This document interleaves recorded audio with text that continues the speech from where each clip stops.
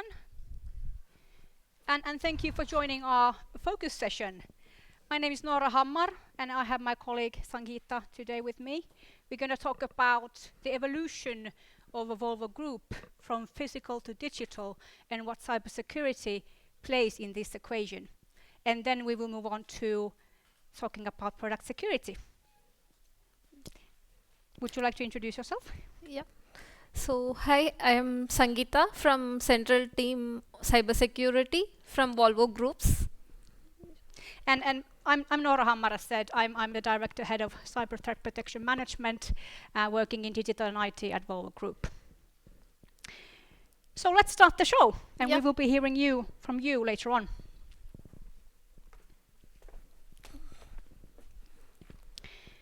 Connectivity and digitalization create new kinds of threats that companies need to build resilience against. And on the other hand, digital transformation is paramount for any business seeking to remain competitive in the digital era. By understanding what threatens us, we are better equipped in implementing the right security controls and mechanisms, sharing awareness about what we should be focusing on to make the right kind of decisions to protect ourselves from evolving threats. Welcome to hear how Volvo Group has transformed from a traditional manufacturer into a key digital player and what role cybersecurity plays in this evolution. Let's start from the very beginning. Safety. But today we are far beyond just safety. I have a question. How many of you, raise your hand please, how many of you think that I work with cyber threat protection for cars? Raise your hand. I can see some hands, maybe 4%. The answer is, well, I don't precisely work with cyber threat protection for cars, although we share the same brand and heritage with Volvo Cars. And today I represent Volvo Group, the company which is shaping the world we want to live in, with over 100,000 employees across the globe, 14 brands in 180 markets. And we're actually on a very exciting journey in our digital transformation, where cybersecurity plays an instrumental role in our success. For us to better understand how Volvo made the transition and transformation from physical to digital, I suggest we go back in time, introducing the evolution of Volvo in 4 different eras. Let's begin with the first era.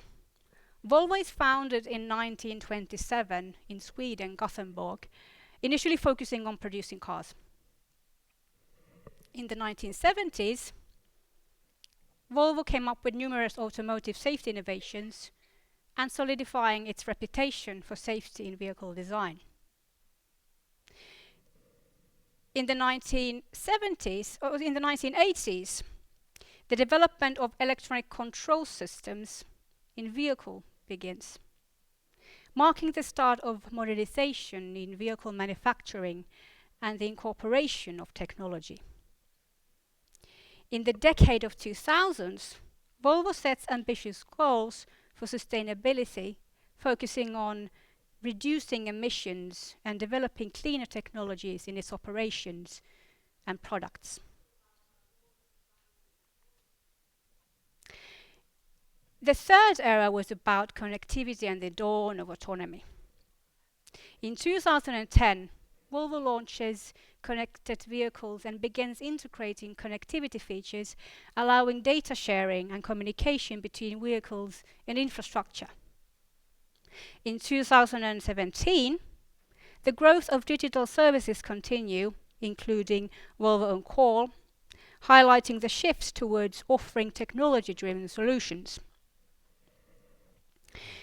In 2019, we set cybersecurity as a priority. Understanding its importance to Volvo, we started initiatives to enhance security measures for connected and autonomous vehicles.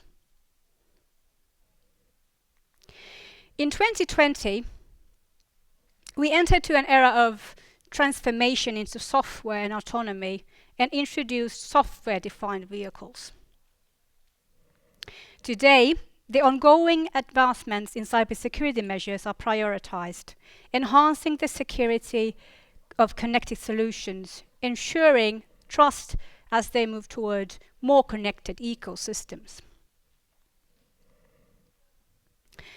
When Volvo was founded in 1927, the closest things to security was locking the doors. There were no cyber attacks at the time, as there were no digital technology. We weren't there yet. We can still see this, but in a different form. Now we are protecting the intruders, meaning the cyber criminals and the attackers, protecting and safeguarding our digital assets and data. I think this is quite funny when you think about it. We have witnessed the evolution of various threats over time, each utilizing the technology specific to its era. And while these threats persist, new ones continue to emerge as we advance. And we will keep on advancing, meaning we also need to be prepared to protect ourselves from future threats while continuously improving our cybersecurity posture. As we continue to advance, moving towards more connected and intelligent mobility solutions, utilizing advanced technologies, new threats are evolving at the same pace. I know I've been talking about tech and connectivity and mobility a lot, but we also have to remember, and this is actually what Saab in their presentation mentioned too. It's all about people. Thank you. And now we will move on to the product security portion of the show. Sangeetha.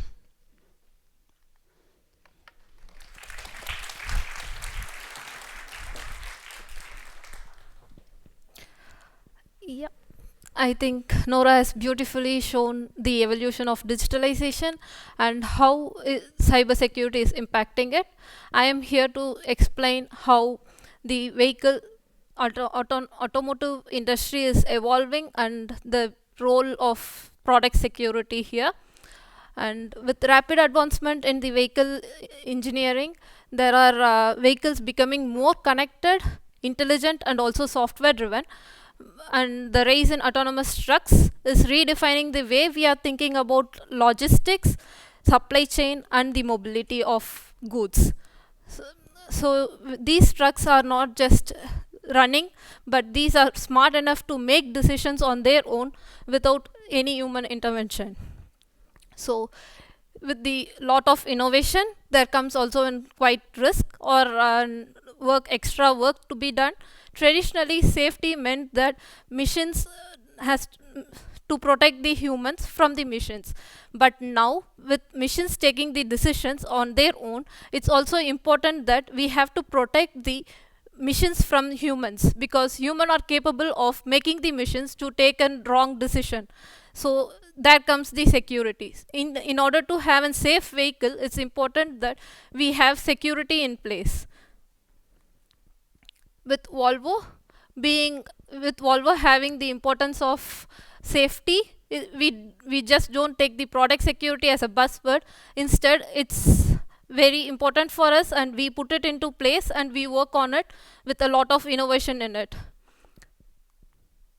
Security isn't just a feature or an afterthought, but it's a process, continuous process incorporated in the product development lifecycle. And it's also woven into each and every step of the software development lifecycle with its own process. Now, here, the requirement analysis stage, there is a threat and risk analysis that is being made with the design in mind. Here, we try to see what are the different threats that is there, and then we try to see what is the risk that is arising out of these threats that is available. Threats are nothing but the weakness in the design and how an hacker can make use of it to trick this machine to work as per his wish. So once we have this risk encounter, then we have the security controls.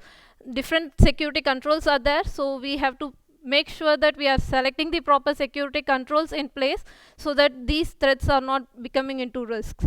Once we define the security controls for the design, then the design is said to be secure enough. Now we move to the development stage wherein the coding comes into place. When there is a coding that is happening, then we have to make sure that there are secure coding guidelines that are available in the standards. So we have to make sure that we follow these secure coding guidelines so that the codes are not having any weaknesses.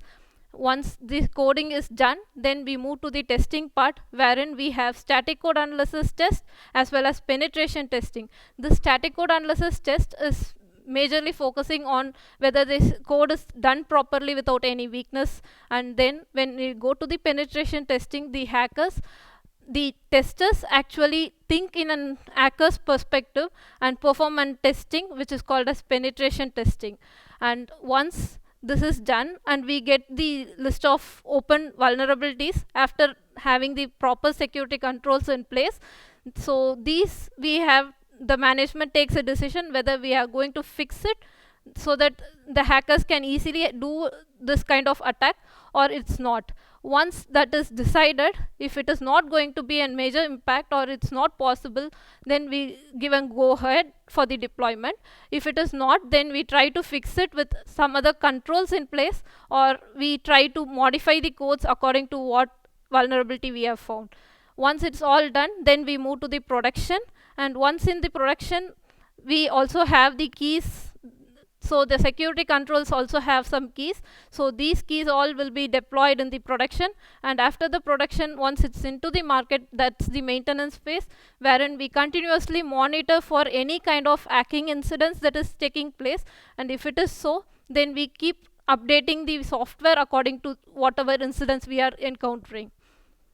So that's an interesting part. So this can be a process that is being done every day, but still there are a lot of innovations that is happening, because the security controls what we put in place today will not be same secure enough later on, because there are people who keep trying to hack it and try to break it in order to achieve what they want. So there is also a team which is working on the innovation part wherein they keep trying to see what are unbreakable, and we try to put in the unbreakables in our trucks. So now we saw what is happening in the process end. So I would like to show with an example how we actually do it. Say there is a truck and we have a lot of connectivity in the truck with many services that is being provided. Say it location, GPS, and for autonomous truck we want the cameras which is going to give the input to take the decision, and also we have nowadays we have the software over the air update. So I will take the software over the air update as an example here. If we take that as an example, then there is a possibility that it can be updating through an Wi-Fi or an mobile network that is available in the truck. So there is a connection from the cloud to the truck which can be hacked by anyone from anywhere in the world. So we have to make sure that it should be not open to anyone. So we have to put in proper security controls like software signing with proper cryptography in place so that it's unbreakable and people think that it's secure enough, and even if they try, we don't use an breakable algorithm there, so it's secure. So that's how we make sure that every other aspect here in the picture is also made secure this way. Now let's get to the point where we started, safety.